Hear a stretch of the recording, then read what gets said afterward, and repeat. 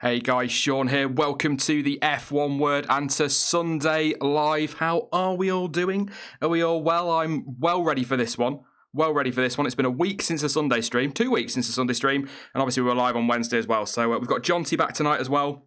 I know a lot of you will be very pleased with that, but I'm also going to be joined by Dan as well, making his debut on a Sunday. I will be coming to you guys in chat a little bit later on for your questions and comments and whatnot, and throughout the stream as ever. Quick heads up. For whatever reason, Discord appears to be playing up. So I'm going to try my best to make it work tonight, but it seems to be having a little bit of a moment as we speak, just keeping an eye on it. So fingers crossed all will be okay. But we're going to be talking about Daniel Ricciardo and his move to Renault, obviously back in, was it the end of July, just before the summer break, when he made the announcement that he was on his way from Red Bull to Renault. At the time, I think a lot of us believed it was quite a smart move, but how does it look now, just a few months on after all the driver moves and all of that and the upgrades to Honda? Voice issues, apparently. Yeah, we'll have a look at that in just a moment. We're also going to be talking about Mick Schumacher's F3 title triumph, which, you know, was an emotional weekend as a Michael Schumacher fanboy.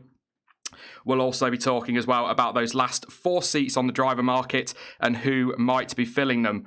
So this is the moment of truth now. I'm a little bit worried here because Discord appears to be being a bit of a pain in the backside. We might have to have a look at some other software. So if you've got any recommendations, by the way, if you're watching this afterwards in the comment section, do let me know.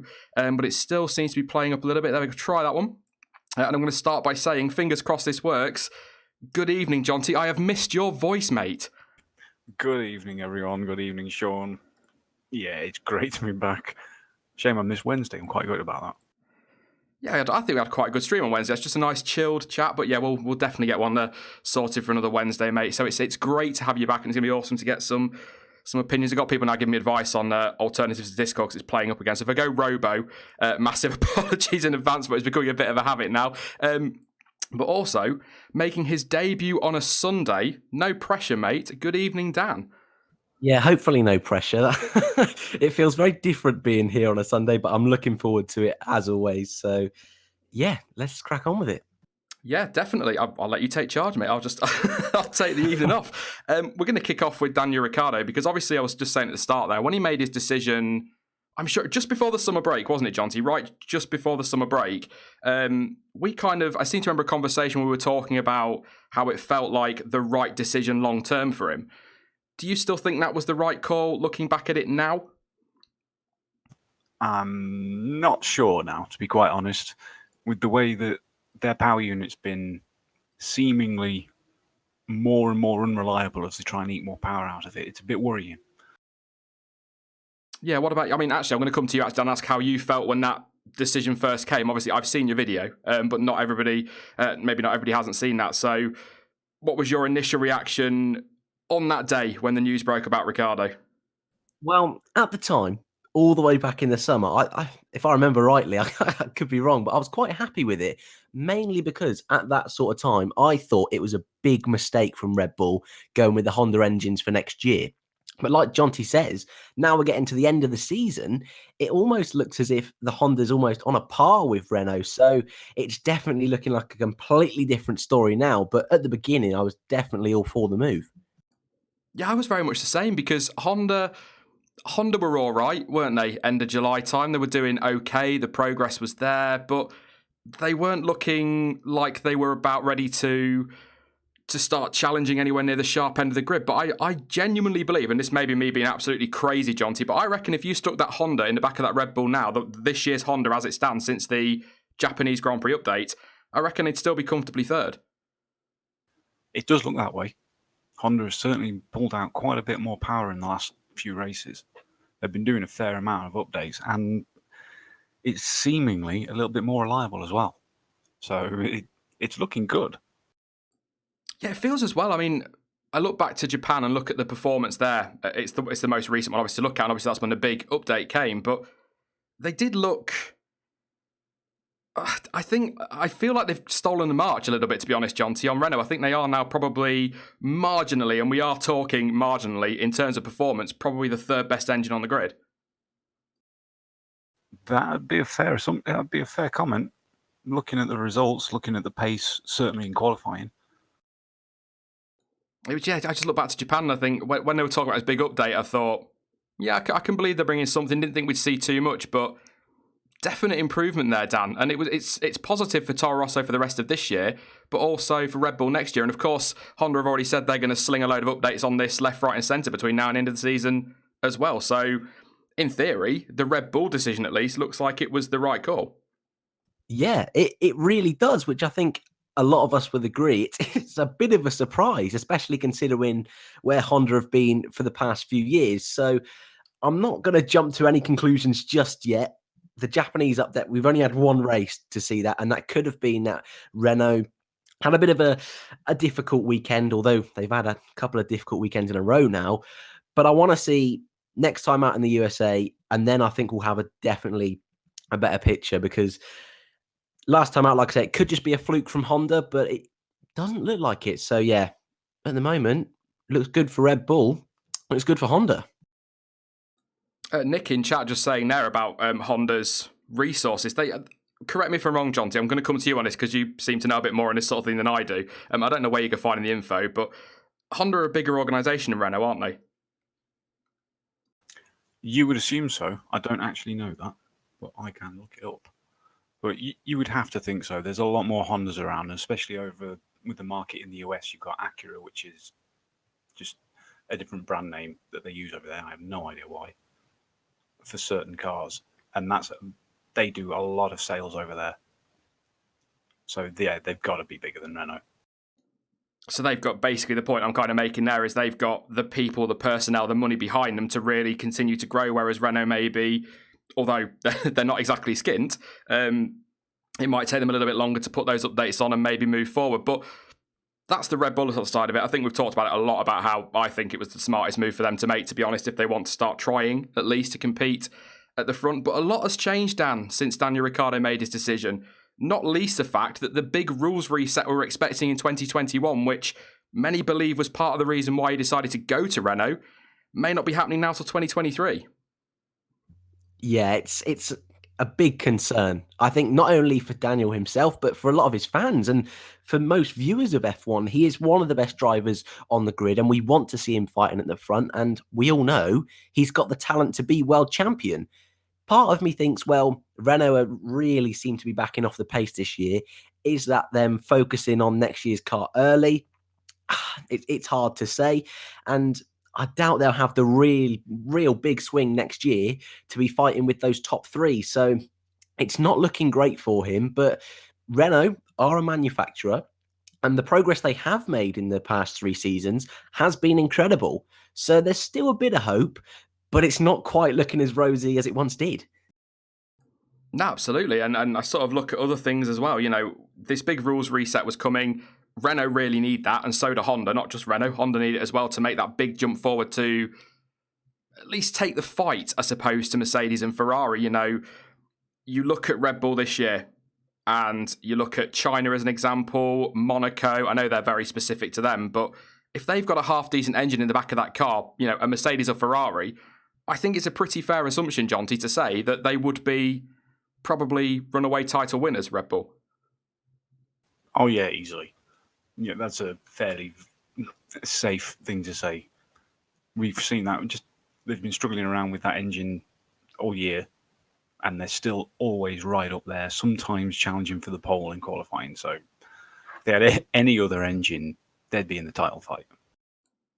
Which is, yeah, and that kind of brings me to the point I was trying to make there in a way, is that Ricciardo is going to Renault next year. They're going to be having that power unit, okay? They may have stopped development this year, as Dan's already touched on. They may well be focused on next year, but they're going to have to do a hell of a lot of work in that power unit. It's going to have to, perhaps I'm wrong, perhaps I'm a little bit on the negative side, but I feel like that needs to have the power of a Mercedes in it to get anywhere near Red Bull, let alone challenging for top-end results. I know they've said they don't think they're going to be winning before 2020, probably 2021, but I can't see them making enough progress through the winter, to be honest, Jonty, to make that move towards a sharp end of the grid. I think they could improve to the point where they end up 4th, and a comfortable 4th, but we could then end up with Mercedes and Ferrari fighting for the title, Red Bull in no man's land in 3rd, Renault in no man's land 4th, and then the rest of the grid. Yeah, it's entirely possible and quite likely. The only little caveat to that is we've got the aero changes coming in, with sort of fairly radical and extreme changes to the front and rear wings, some stuff around the sides. that's going to change things up again quite a lot outside of the engines. We don't know who's going to steal a march and come up with some clever little solution that might work wonders and jump them further up the grid.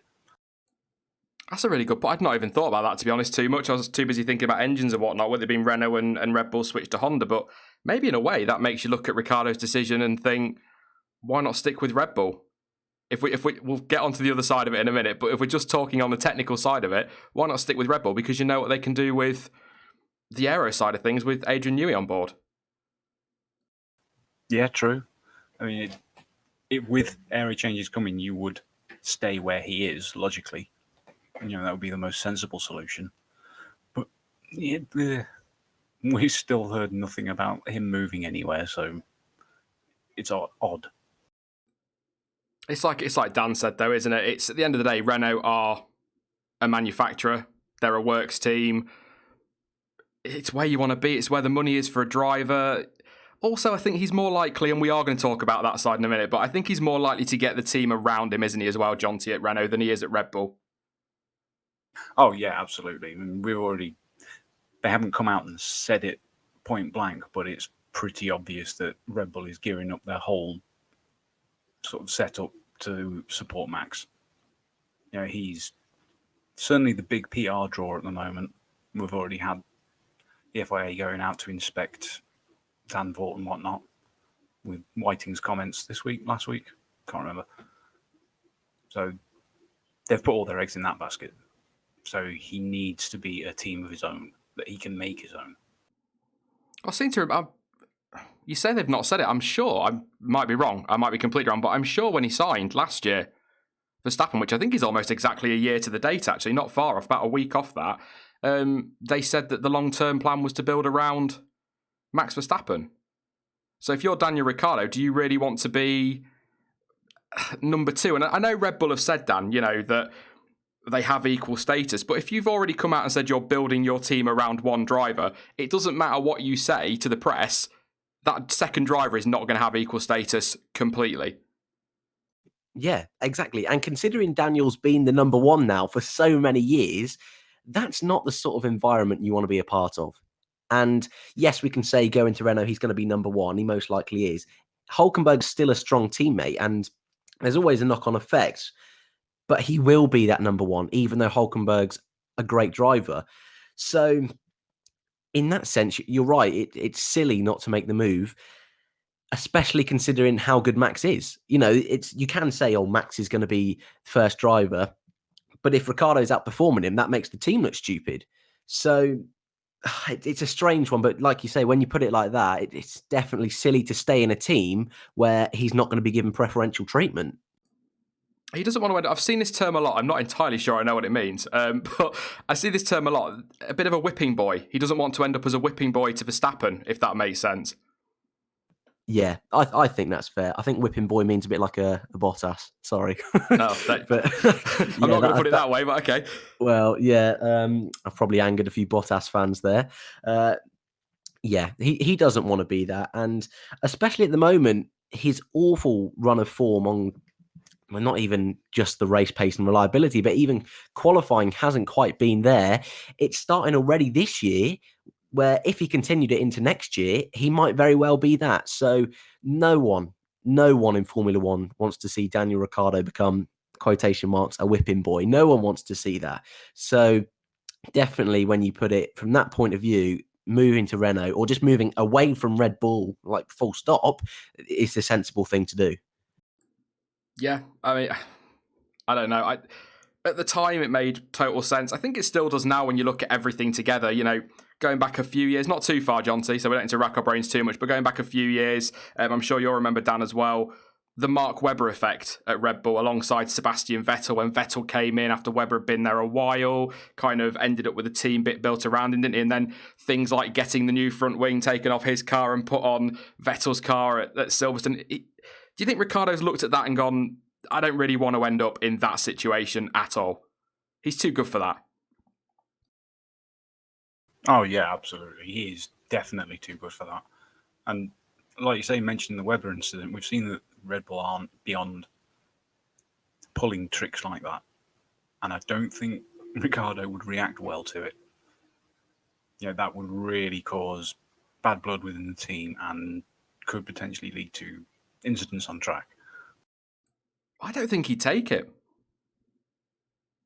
Or even more, I think he would just walk on the spot. Yeah, and I should say that's nothing against Max Verstappen. He's got a contract. He's made his decision. He wants to commit to Red Bull. They've committed to him. So it's not on him. It's on the team, that kind of decision, isn't it? But I just don't ever imagine that he'd be willing to, not in a similar way to Bottas in Russia. Maybe if there was a title on the line and he couldn't win it, he might. But I don't ever see him, one, really being told to move out of the way, or two, even listening to that, unless it is like, Max is on the fresher tyres, you need to let him go.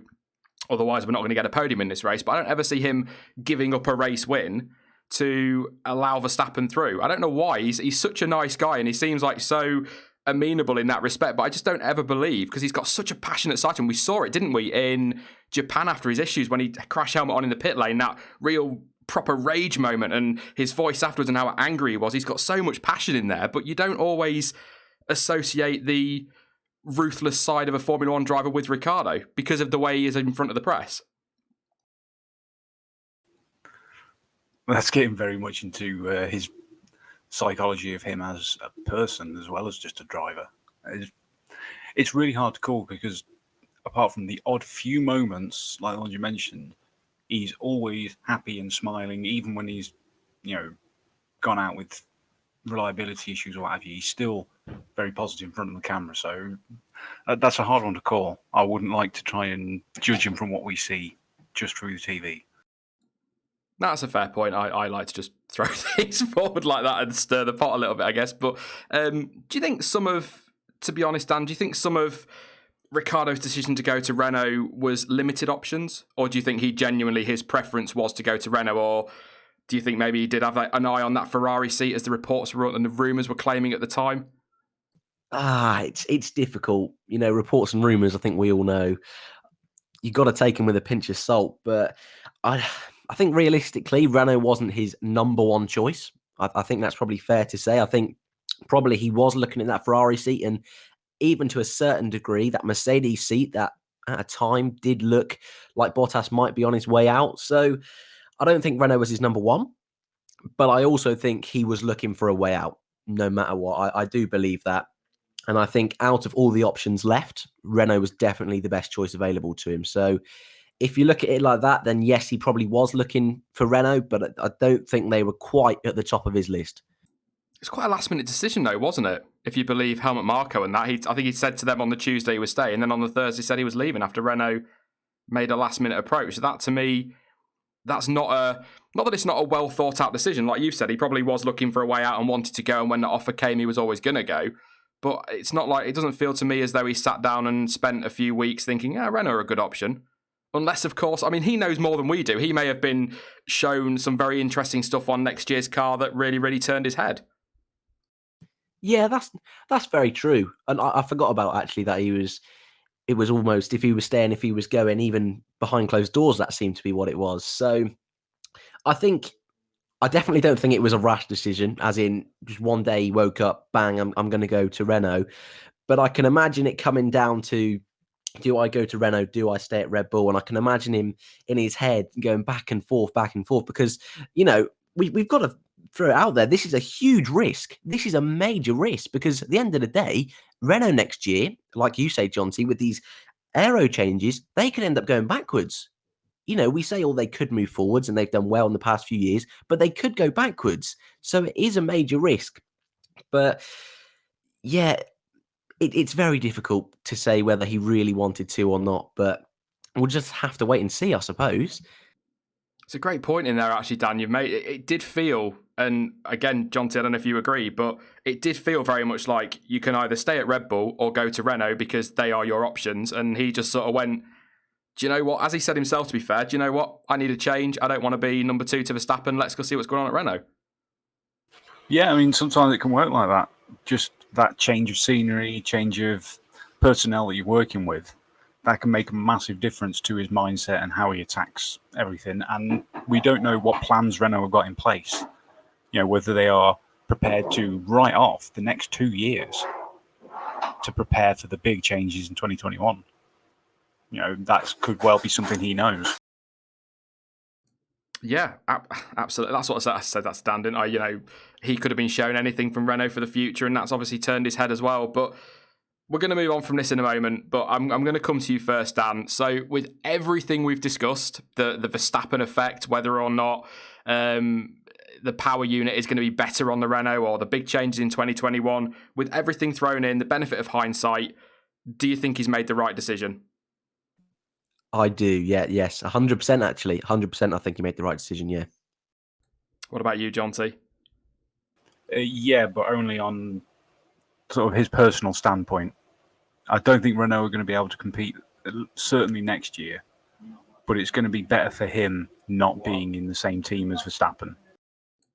I was going to say very much similar to that. I think for him, he's made absolutely the right decision, but in terms of competing for wins and podiums, that's not going to come till maybe 2020, if I'm feeling optimistic, if they can have like you said, Dan, maybe write off next season, or not write it off entirely, but put a bit more focus on 2020 and moving forward, because they've already said they're not going to be challenging next year anyway, so why not push the focus to 2020 and 2021 and maybe make the leap then? But I don't see him challenging for wins next year. Probably not 2020, if I'm being honest, but I think for him, he's made the right call, and he's 28. It's one of those, does he want to be a number 2 driver potentially for the rest of his career? He's at the peak as a driver. I reckon, 28 to 30 is, or 32 is when people say that drivers are at their peak. So it feels like the right decision for him. Whether or not it's going to be the right decision for his title aspirations, which is what he keeps talking about, wanting to win a title. I suppose that's a question, actually. Why not, Dan? Do you think he can win a title with Renault? No, no, I don't. No, I think it's too big of a gap these days. And even with those crazy regulation changes, I still don't believe in Renault. I really don't. There'll have to be one hell of a shake-up, won't they? The regulations. Yeah, exactly. Yeah, I just don't think it'll be that crazy. But then again, in 2014, I didn't think it'd be that crazy either. So anything can happen. But if I was going to put money on it, I'd say no. Jonty, are you a bit more optimistic? Yeah. No. I mean, Dan makes the point about we didn't expect 2014 to be such a turnaround, which is perfectly fair. No one was expecting that ever. But yeah, it's certainly not going to happen before 2021, if at all. Which is a shame. He strikes me as one of those drivers, and maybe his personality puts a little bit of bias on this, I suppose, in some respects, but he seems like too good a driver not to at least have a crack at a world title. Maybe I'm alone on that. He's not a midfield driver, even though he's going to be dropping into the midfield next year. But I think he should at least get a crack at a title, and I don't see it. And I'm a little bit concerned for him for the future. But we'll move on from Daniel Ricciardo, because we're going to do some more silly season talk. We've not done this since Wednesday, to be honest, Dan. George Russell signed for Williams in midweek. Jonty, do you think that was or on Friday, I think it was. Are you happy for him? I have to say yes, because it's an F1 seat, but I hope it doesn't cause him any issues moving up further. Yeah, Dan, what was your reaction, Dan, on Friday when you heard Russell to Williams for next season? I was very happy, to be honest. I think he's been the star performer this year in F2, and the fact that Norris has had a chance in F1, and it had been a bit of a shame, a bit of a failure of the system if Norris had a go and Russell didn't. I think you're looking at the options for Williams. I know we're going to go into it a bit more detail in a minute, but I think he was one of the better options. But for him, I think this is great. So I'm very happy.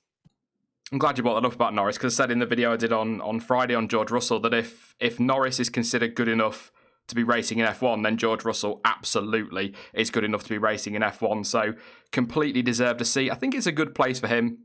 I know they've not been brilliant this year, Williams. I'll probably get a bit of jip in the comments for that one, but they're not really doing very well. But it's somewhere where the pressure's going to be off a little bit. He's still young.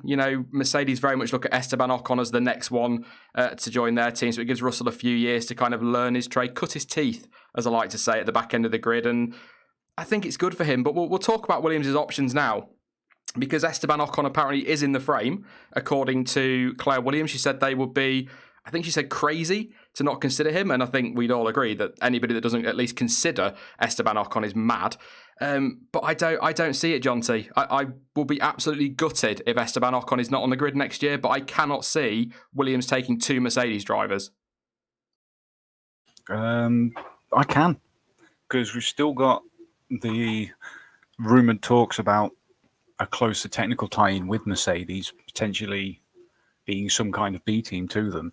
This would add extra sort of bargaining chips to that. Say, look, you give us all the nice goodies for the car, and we'll put 2 of your junior drivers in there. No, that's a fair point. Kind of like if the Mercedes deal comes off, they'll take Ocon, but if they don't, then they're going to need to take a Sirotkin because of the cash. Maybe. Yeah, it certainly makes sense to me. And again, they need to look at the actual results. Who is going to be more likely to get them the money back from points in the championships? Ocon or Sirotkin? Yeah. What about you, Dan? Do you think Williams will take 2 Mercedes boys on? Yeah, I agree with Jonty, actually. And I think as well, why would, obviously, Ocon, this great talent, is in Formula One, and Mercedes want to keep him in Formula One. I don't really see why they'd pay money to get him, or to get Russell in a seat, and then not Ocon. I don't really see the thinking behind that, because we've seen drivers like Gasly, Giovinazzi, after Formula 2, take a year out. Just get a chance just to sit back, watch what goes on within a Formula One team, and then come in. Gasly is a great example of that, and he's done fantastic, and he's going to be in Red Bull next year. So he's obviously made progress doing that. So I don't really see why Mercedes would drop one of their arguably star drivers and let Russell have a go. Because if then Russell ends up being an incredible driver, they have an even bigger problem than they do now. So I can definitely see Mercedes putting in more money to get those 2 seats. And I think, like Jonty says, I think for Williams, they're going to be one of next year being pushed back up the grid. They don't want to be at the back. They're going to try everything they can to fix out this strange aero problem they seem to have on their car and try and fight in that midfield again. And if they have a driver like Sirotkin being their, most experienced driver in the team, we've seen this year the struggles that they've had with Stroll and Sirotkin, the inexperience. And I think Ocon, yes, he doesn't have a lot of experience, but I think it's a nice amount for the team rather than to have a driver like Sirotkin who's only got 1 year and then Russell being a rookie. So yeah, I can see Mercedes paying for the 2. I think it would be a good move for all parties involved. See, I just don't see it. Believe me, I want to. I want to see it. I want to see Ocon on the grid somewhere next season, even if it is Williams. But I've got to put this argument forward, to be honest, Dan, because I'd be mad if I don't. But what does Ocon really need that Williams seat? I know people are going to go, but just hear me out on this one. You know, he's already proven himself in Formula One, shown exactly what he can do. Everybody knows he's clearly a big talent for the future. Is it really going to be the end of the world if he spends a year as a reserve driver at Mercedes rather than trundling around at the back of the grid and then maybe hops into Bottas' seat in 2020 or Hamilton's if he decides to retire? You see, I think it is a bad thing if he can't stay. And the reason I think this is because we're all assuming, or not assuming, but in our heads, I suppose, envisioning that in a few years' time, Bottas won't be at Mercedes. And Bottas, if he drives like he did at the beginning of this year, he could stay at Mercedes for another 4 or 5 years, being Hamilton's number 2. That is a possibility. And I think with Ocon being off the grid, he doesn't have the opportunity to show Mercedes what they could have at that team. And I know 1 year isn't a long time, but it is in Formula One. And like I said as well, if George Russell all of a sudden is getting these incredible results at Williams and then Ocon's nowhere, then question marks are, well, do Mercedes take Russell, who has done great this year in Formula One, or do they take Ocon, who they let go? And also as well, with the Pascal Wehrlein situation, I would hate to see Ocon left to the wayside. I don't think that would happen, but I'd hate to see him left out of people's minds and had that year out not to show anyone what he is capable of doing.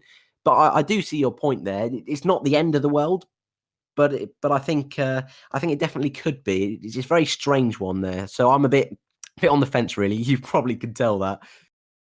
It's a tricky one. I mean, what I'm kind of saying is if he's already shown what he could do in F1 and Toto Wolff's already saying he will be winning races and championships in the future, then they don't need him to go to Williams and trundle around fighting Russell for 19th and 20th every weekend, because he's not really going to gain anything from that and they already know what he can do. Whereas maybe a year with Mercedes in the simulator, bearing in mind that there was a young Russian who was dropped last year and then ended up as reserve driver at Ferrari and is now back in a Toro Rosso seat. And he, with respect to Daniel Kvyat, is not on the level of Esteban Ocon.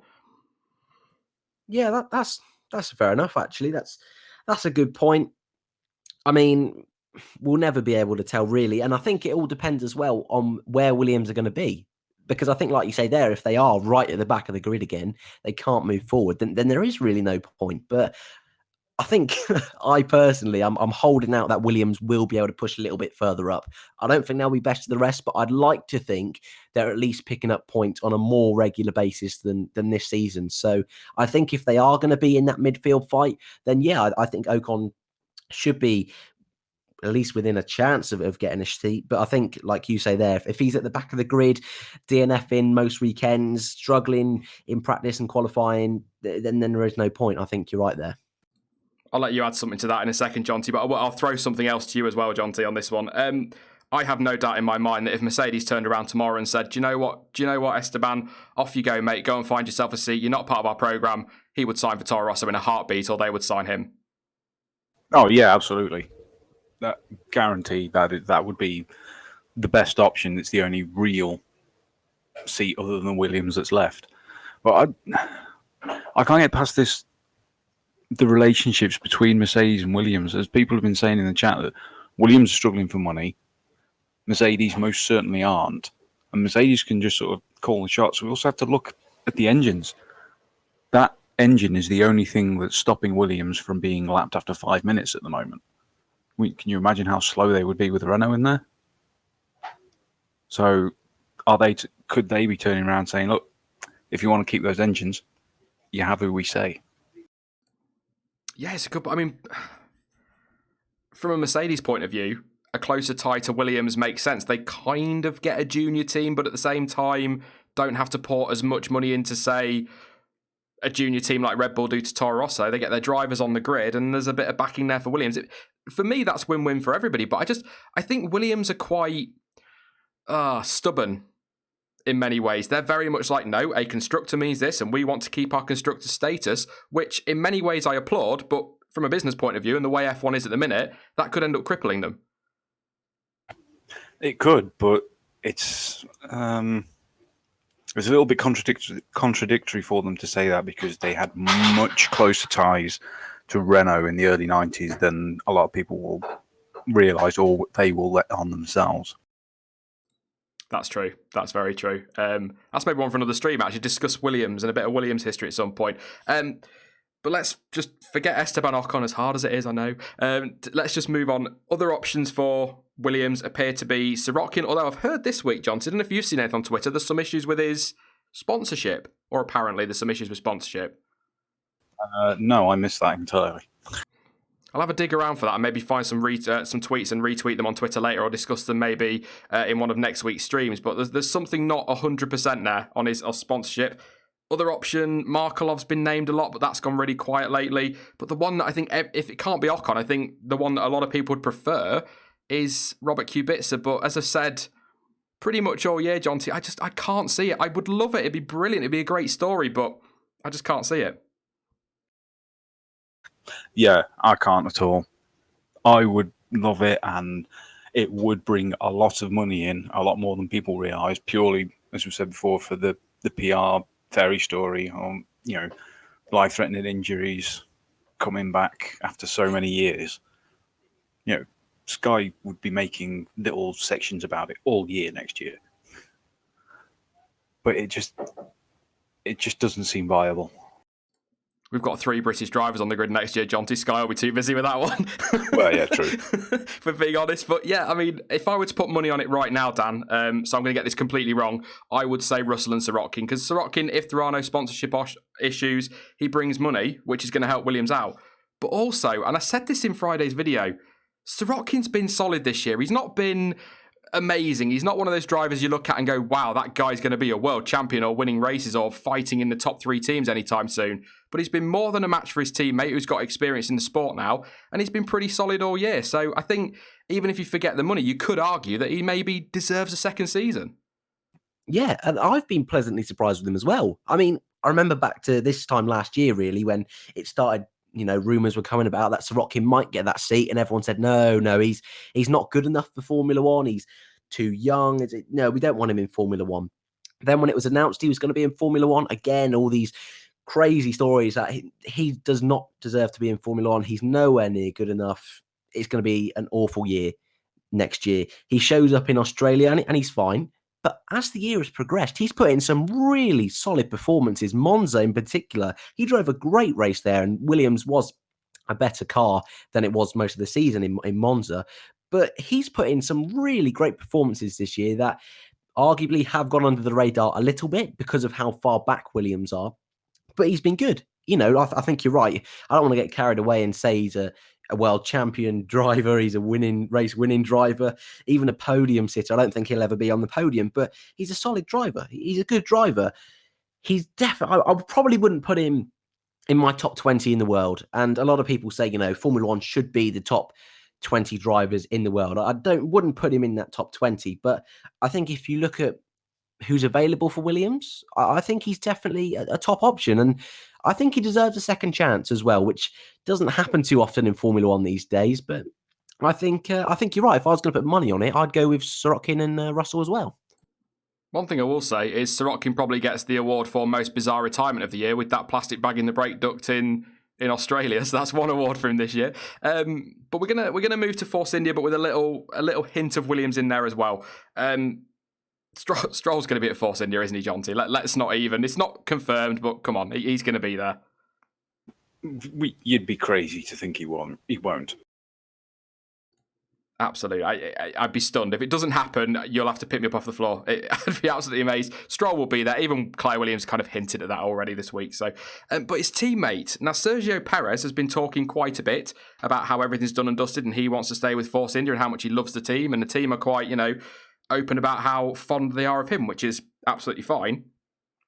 I fully expect this to get announced somewhere between the US Grand Prix and the Mexican Grand Prix. Obviously, Stroll being Canadian, so they're in North America for the US Grand Prix. Then they go into Mexico with Checo being Mexican as well. So it kind of all fits in quite nicely there. So I fully expect that to be announced. But what if it's not Perez? Could they keep Ocon? And if Ocon were to stay, Perez go to Williams with a little bit of money behind him, Jonty?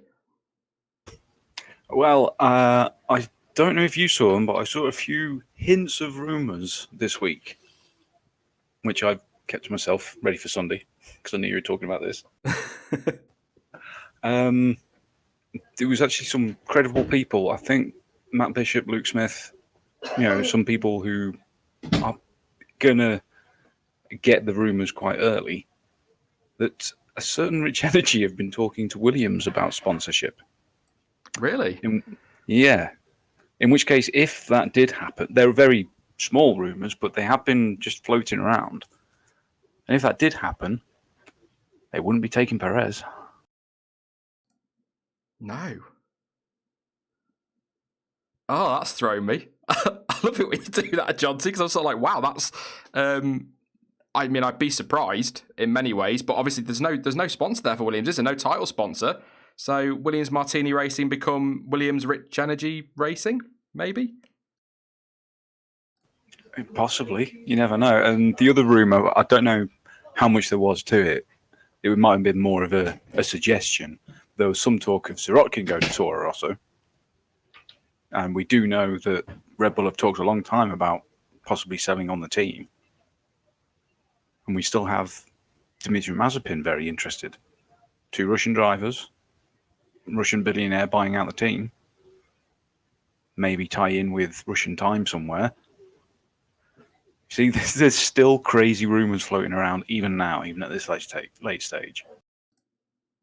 Wow. I mean, would Toro Rosso not take Mazepin though if Dimitri bought them? I don't know if he'd have the points at this stage. Fair point, sure. Yeah. That's an interesting one. That's what I'm going to have to do some digging on that, and we'll save it for another stream, properly discuss that. I'm still not sold on Rich Energy and what money they've got behind them, but it'd be an interesting one. But I don't want to talk too much about Force India because I think it's pretty obvious which way they're going. But obviously, if there are things like Rich Energy holding up the deal, then you never know. But do you, aside from any of the other gossip, do you fully expect Perez to stay, Jonty? No, I don't. You don't? No. We've seen so much this year on Twitter, Instagram, and whatnot, how good friends Stroll and Ocon are. And they've been like that for a very long time. Lance will be doing anything to get his friend that seat, especially when, in my opinion, he deserves it more. Oh, Dan. What do you say to that, mate? Yeah, well, I'm not going to lie. Silly season this year has been so crazy. At this point, anything could happen. Anything really could happen. And I think Jonty does bring up a good point there. Friendships, they don't control everything, but at the end of the day, Stroll's dad does control that team. So, yeah, he's going to be really pushing to keep Ocon in that Force India team or Racing Point or whatever they're going to be called. So, I don't know. I really don't know at this point. But also, as well, I think, what are Racing Point's aspirations? Because if they're just going to sit in the midfield, does Perez really want to stay there for the rest of his career? I know Williams at the moment is arguably going backwards, but he's been at that team for quite a while now. So it's what does he want, at this sort of stage in his career? So there's a lot of things to consider.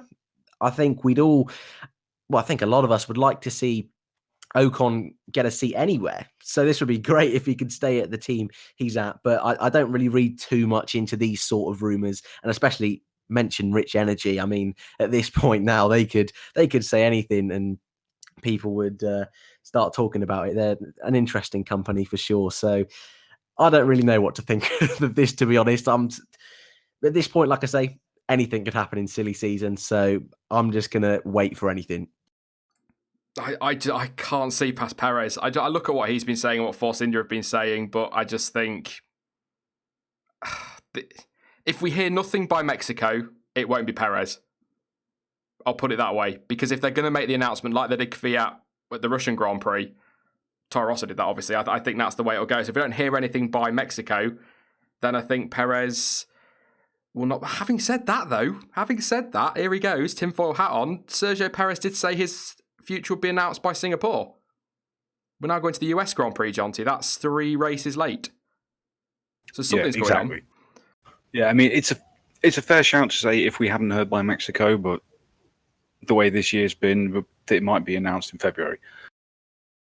It'd be nice for somebody to wait till January this year. Give us something to talk about for a week at least. But we'll move on from Force India, last team in silly season. Then we're going to talk a little bit about Mick Schumacher and then get to some of your questions. Toro Rosso. Daniel Kvyat is there for next season. That's all done and dusted, Dan. The talk at the moment seems to be one Pascal Wehrlein. I know you'd quite like to see him back in F1. I did my video on him yesterday, looking at both sides of the argument for him coming in. He wasn't spectacular during his time in Formula One, but he was a decent driver and still has a lot of potential in my view. So I don't see why, if you look at some of the drivers that will be on the grid next year and some of those that have had second chances, if you like, in the past, why he shouldn't get a second chance. But there's a lot of good talent out there, a lot of young talent, and you could maybe argue are already better than Pascal Wehrlein. That's going to go down really well. But he seems to be linked to that seat quite a bit. Do you think that's going to happen? I think there's got to be a reason why Mercedes have cut ties. There's got to be a clear-cut reason. And I think Wehrlein as well, like you said in your video, he's had all these offers from Formula E, DTM. There's got to be something there. He wouldn't just turn down all those chances of great drives just because if there's a chance of Formula One. And what I mean by that is he fancies it. He's got to be realistic there. So there's got to be some sort of talks going on for all that to be going on. He's a great driver. I probably rate him a little bit higher than you do, I think. But I did agree with you what you said in your video that I don't think he's quite a race winner. And I think now he's out of that Mercedes frame. He's going to struggle to ever get a top drive. But he's a solid driver. And in those 2 years in Formula One, he was good enough. And he performed well against Ocon. So he deserves another chance. I think you're right there. I think that's fair to say.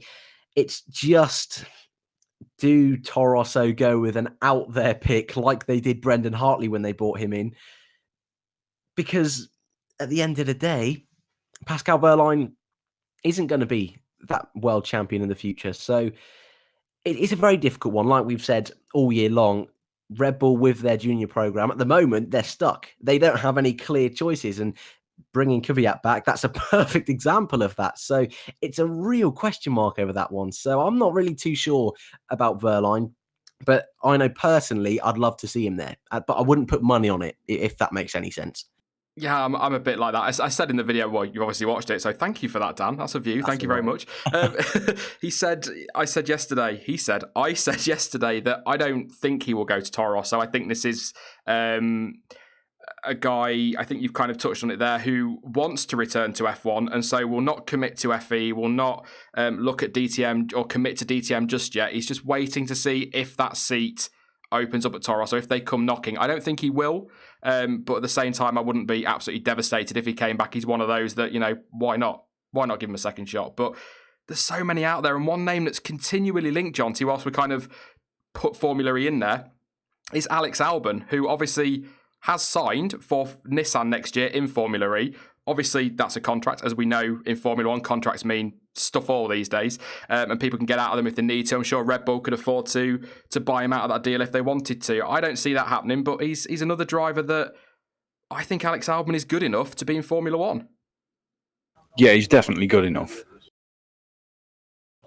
It's just a case of so many clashes with Formula E. So, like you say, the contract, you can get around those fairly easily in the sport. But there's other people that are better. That's the problem he's got. Yeah, I mean, interesting you say the clashes there, because I saw a lot of people on Twitter when I got on one the other day about this. I like to do that on Twitter, just get on one every now and again. People saying, oh, well, he can run both series. He can't, because the calendar that has been confirmed now clashes with, right, I need to get this right, China, Baku, Spain, and Monaco, definitely. I think the one that clashed with Canada is now moved on the Formula E calendar. So that's 4 races towards the start of next year that Formula E and F1 clash with. Now, whether maybe, this is going to sound really harsh, maybe whether Toro Rosso will say, I'll tell you what, we'll keep Brendan Hartley for the opening of next season, see how he gets on. If he's no good, then put Alex Albon in. Maybe that's an option for them, but that's a bit harsh on Brendan Hartley, and some might argue that he's had his shot and he's not really delivered on it, but I just don't see it. I can't.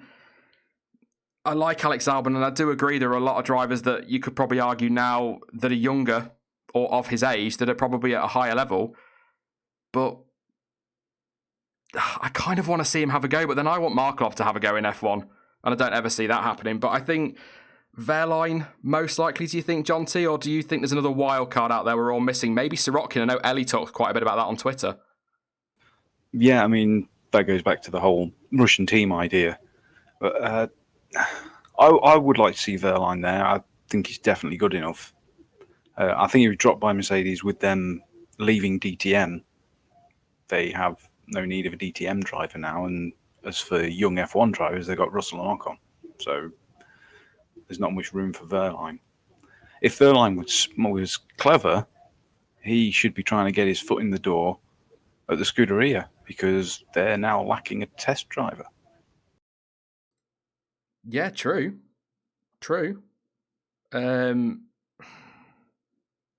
I just can't think of anybody else. I mean, there is one. We'll talk about him now, because we're going to talk about him. We're going to talk about him anyway in his F3 title, but we're running out of time on this week's stream, so we'll kind of cover him now as well. Mick Schumacher has been linked with that seat. I'm going to come out and say this now. I am a Michael Schumacher fanboy, and I would love to see this kid in F1 yesterday. I would absolutely love it, 100%. But to be honest, Dan, I don't think he's ready yet. Yes, amazing achievement to turn around that title, given the, all right, start to the year that he had. I would love to see him in F1, and he's been brilliant this season, but I don't think he's ready just yet. He needs a year in GP3 or whatever it's called next year, or Formula 2. Yeah, I agree. And imagine the amount of pressure if he came into Formula 1. I mean, the amount of pressure that was on Stroll when he came from F3 to F1 was intense, but this is the Schumacher name. That pressure is going to be tenfold. So if he's going to make the jump, he's got to be 100% ready. And this year in F3, even though he's won the title with a race to spare, he wasn't incredible, especially in the early stages. In more recent weekends, he has been great. But like I say, in those early parts of the year, it didn't really look like he's going to have this major title push. And as well, I mean, I haven't followed his career intensely, but if I believe the stories I've been told, he's always taken at least a year to settle into a series. And I think the jump to Formula 2 is definitely the sensible move, considering that we've seen drivers like Albon is a perfect example. He struggled in his first year of Formula 2, and in that second year was able to develop, arguably get into a better team setup, better scenario there, and perform on a higher level. And I'd hate to see Schumacher come into F1. He's far, far, far in too deep and struggle. I'd hate to see that. So I think for him, he needs at least one season in Formula 2 for sure. I really do believe that. Would you agree with that, Jonty? A little bit too soon for him. He's still young, isn't he? Oh, absolutely. He definitely needs to go to F2. You know, follow the same path that Leclerc did. Look how well it served him by just doing each series in the right order. You know, getting a bit quicker, a bit more demanding each time, and then he's genuinely ready for F1 when he gets there. You know, and it's not like there isn't going to be seats available. We've got Norris and Russell. So that's a seat at ART and Carlin going begging. Both top teams in F2, which would suit him perfectly. And it would work out nicely, you know. Can you imagine the PR story of Schumacher coming in to the seat that his dad had? So he goes off to do F2, doesn't win it the first year, wins it the second year, and then he's ready to step into Ferrari in 2021 when Vettel retires because Leclerc's beaten him. I'm not going to get into that one in this stream because that'll set us off. But we have to remember as well, Toro Rosso, I just love that. Sorry, you've got it in my head now. I love that idea of him taking a couple of years, learning his trade, and then getting the jump to Ferrari. That would be, yeah, I like that. But anyway, back to what I was going to say.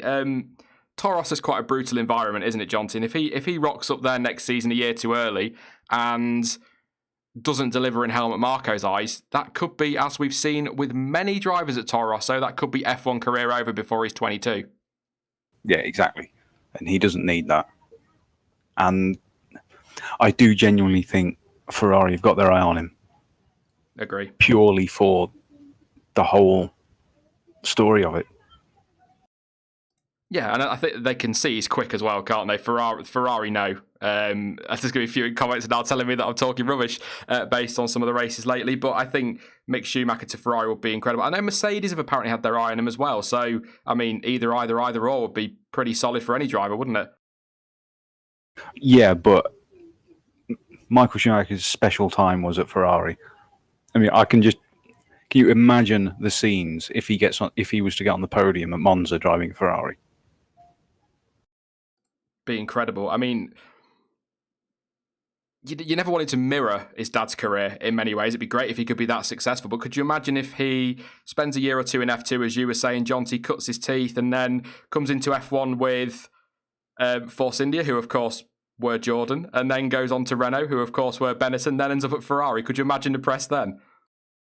Oh, it'd be awesome. The Tifosi wouldn't stop crying for a month.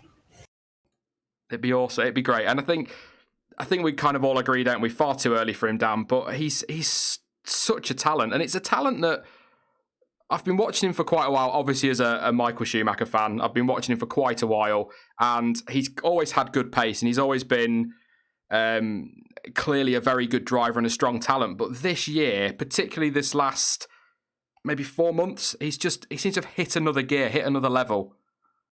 Yeah, and it seems to, I don't want to say come out of nowhere, but there seems to be something that just clicked.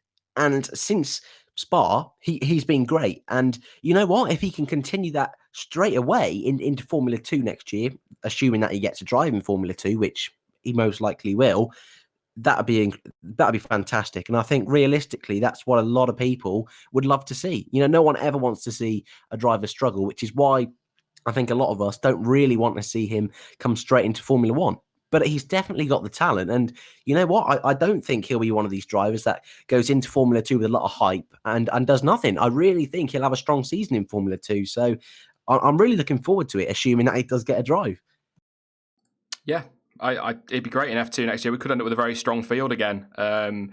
But yeah, I'm gonna. Were you a little bit emotional yesterday, Jonty? I know I was. I didn't tweet much about it. Yeah, it was great to see. And the response that he got from everyone. I mean, they don't have the crowds that F1 does, but everyone was getting involved with that, and it was really good to see. It's how he's handled himself as well, isn't it? Obviously, though, those comments from Dan Tickton, we'll not get back into it, but the way he handled himself with all that, I think, has endeared him to a lot of people even more. Oh yeah, absolutely. I just forgot Doctor Who's on. We'll let Jonty go. If you want, Jonty, you can go and watch that, mate, and we'll do Q&A for the last 10 minutes. But before you run off into your TARDIS, mate, Toro Rosso, who's going to be the lineup next year? Kvyat Sorokin. There you go. We'll let you get off then, Jonty. All right. Go and watch your Doctor Who. I know you're a proper fan of that. So thank you very much for joining me, mate. And obviously we'll hopefully get another stream started and sorted soon. Yeah, see you later, folks. Sorry, right, I mistimed it. No, you're all right, mate. Bye-bye.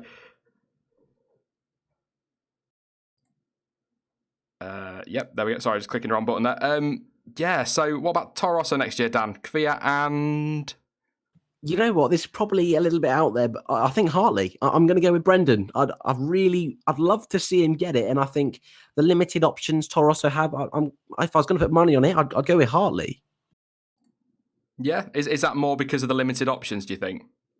Yeah, definitely. I think if I was being, I think a lot of us would agree Verline's a better choice, and even Sorokin with age on his side, I think he's probably a better choice. But I do have a little bit of a soft spot for Brendan. I really do. I don't really know why, but I think he's a nice guy, and the way he always carries himself through a difficult year. I mean, he's had a lot of pressure on him. You think back to the beginning of the year where Gasly was incredible in those early races, and he was getting thoroughly outperformed by Gasly.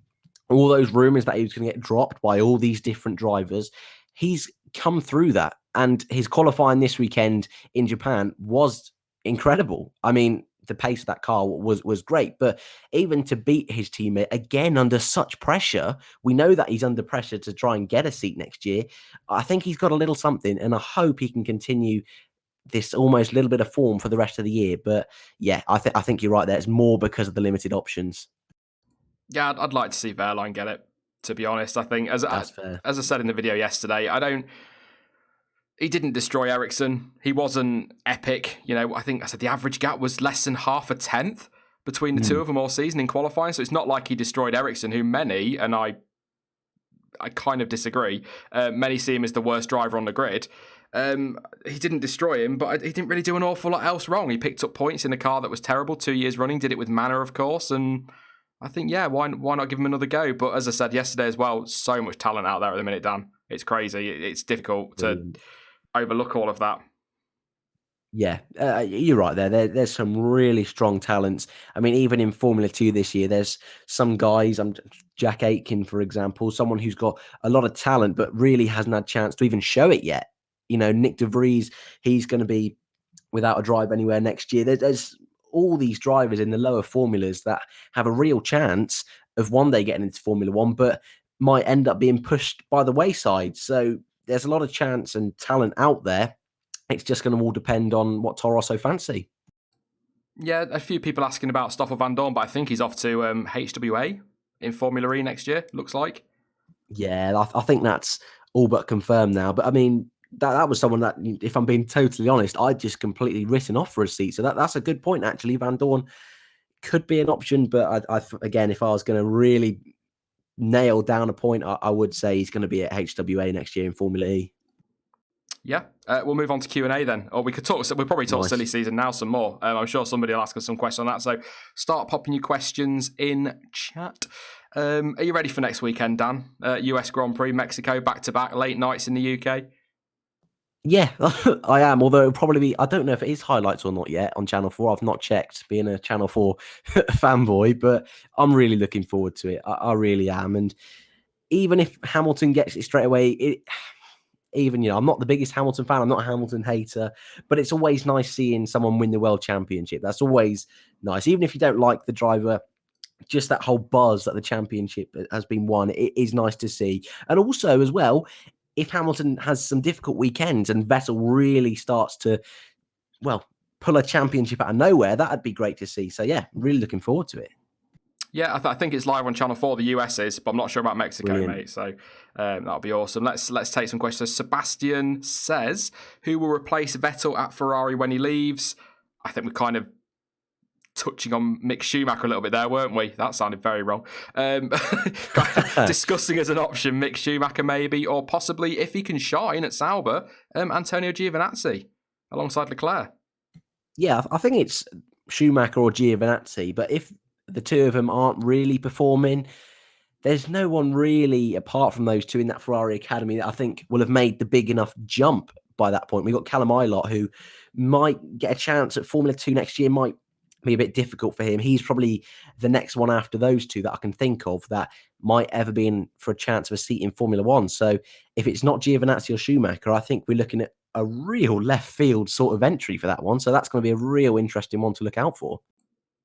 Yeah, we'll see, I guess. But I think Giovinazzi could get in there as second to Leclerc if it all goes well. I hope so. He's a nice guy, isn't he? I don't rate him maybe as highly as you do, but I do. I like Gio. He's all right. Ellie wants to know.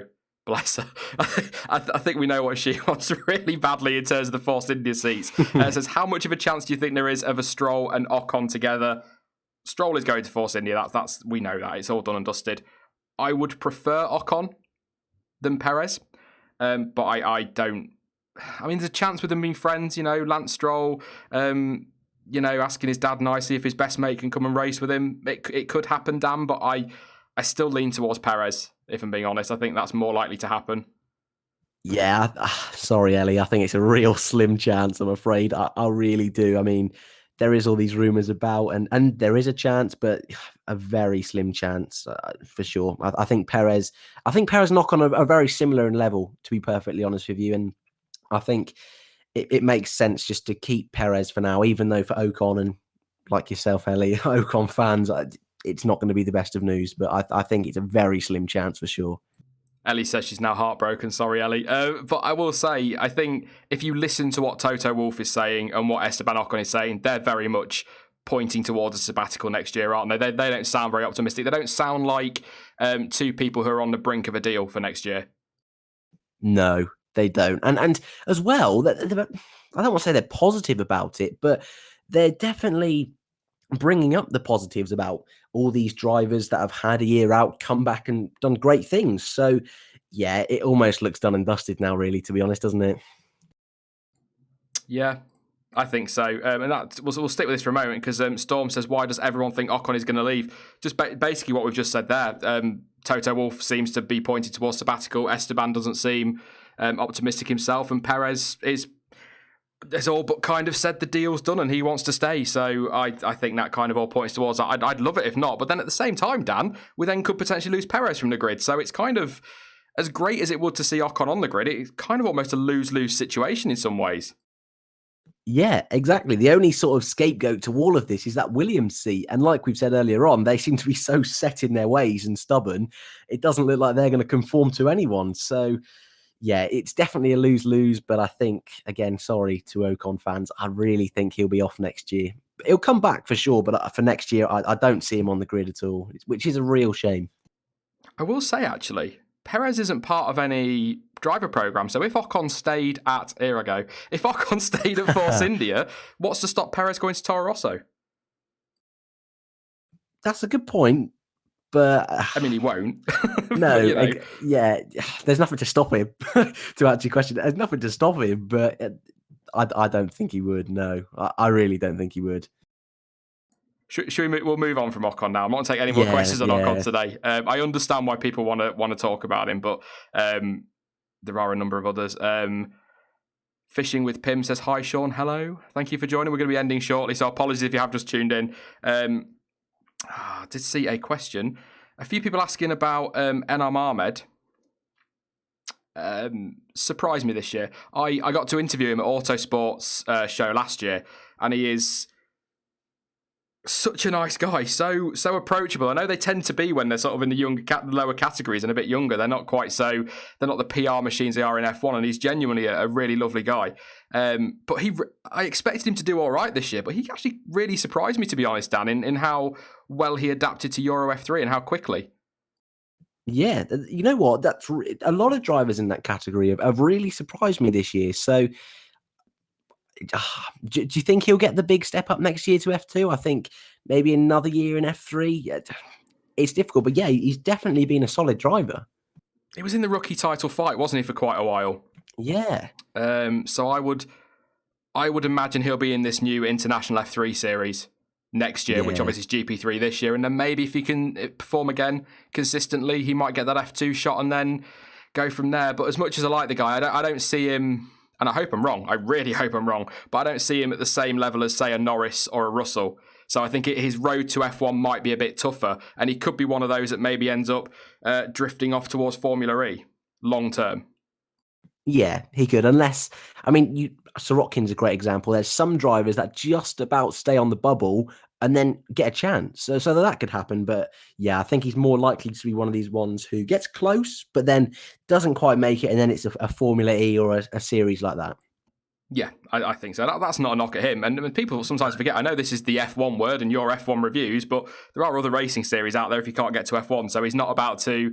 I think the point I'm making is his career is not going to be over if he doesn't get to Formula One. He's got the talent and potential there to do very, very well. A couple of people asking about Mick Schumacher. We've already covered him today, so I'm not going to go into that too much. Verstappen to win the US Grand Prix, says Dominic. It's a circuit that if you remove that long back straight, should actually suit Red Bull quite nicely. Not quite to the level that, say, Mexico does, but I think they could be stronger than maybe people are expecting this weekend. Yeah, I think, I mean, we all know Verstappen and Red Bull as a team. They always love to throw up a random and fantastic result. So it's possible, yeah. And I think they'll definitely be up there this weekend, fighting maybe for the pole. Ooh, that's an ambitious one. I don't know, about the pole, but yeah, why not? Why not? Let's go crazy with the predictions between now and the end of the season, because let's face it, there's not much else to fight for apart from that awesome midfield fight. I'll take a couple more questions. Don't mind overrunning by just a couple of minutes, because obviously it's been a while since we've done a Sunday stream for reasons. Damn PC. Will Verstappen win 7 world championships, says Umar on cars. I don't know if he will, but he certainly can. He's 21 now, so he's got 15 years at least left in the sport. Yeah, it's a possibility. It's all gonna, as it always does in F1, it all depends on whether he'll be a Hamilton and get those deals and moves done exactly right at the right time, or will he be a sort of Fernando Alonso where he ends up burning bridges and doesn't quite get the right moves. But I think most of us agree again. I think he will be world champion. He's got plenty of time as well. So, you know what? I don't really see why not. The thing is with Formula One, maybe I'm going to be quite negative in a way here. You can have all the talent in the world, but it's all about timing. And like you've just said there, getting those deals done. You know, he can be the most talented driver that the sport has ever seen. But if he's trundling around in no man's land in a Red Bull that can't quite compete at the top and is too good for the midfield, he's not going to win titles. He needs to be in a top car. That's how Formula One and most series are, to be fair, at the top end. You've got to be in one of the top cars to compete.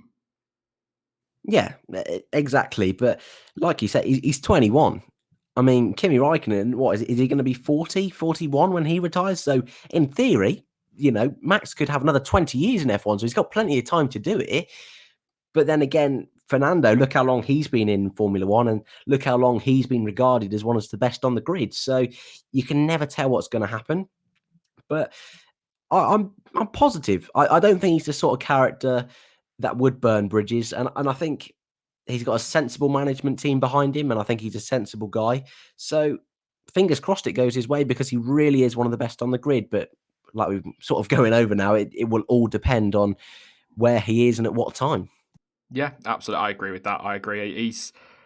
He's not somebody for me that's going to, if he leaves Red Bull, he's not going to go, I'm leaving because you're rubbish. He'll go, thanks for everything, guys. I'm going to go try something else. And if it doesn't work out, maybe we'll get together again in the future. But he doesn't strike me as that kind of person. His dad, on the other hand. That's all I'm going to say. Let's have a quick... I'm going to flick through one more question. Actually two. Screw it, I'm going to ask two. Alexander says, at the current level of the cars, can Leclerc be a serious World Drivers' Championship contender in 2019? One word, yes. I agree. 2 words. He's shown this year, hasn't he?